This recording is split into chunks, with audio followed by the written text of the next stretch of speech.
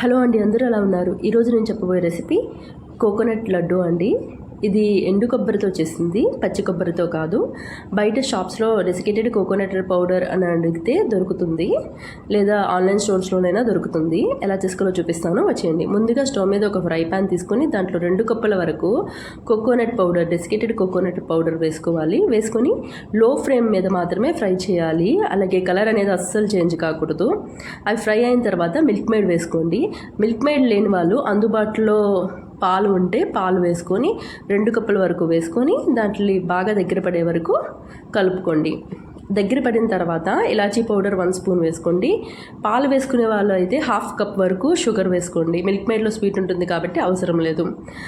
వేసుకొని కలుపుకున్న తర్వాత అవి బాగా చల్లారిన తర్వాత ఇలా ఉండలు చుట్టుకొని దానికి కోకోనట్ది కోటింగ్ వేయండి. మా వీడియో మీకు నచ్చితే సబ్స్క్రైబ్ చేసుకోండి, అలాగే ఒక లైక్ చేయండి ప్లీజ్.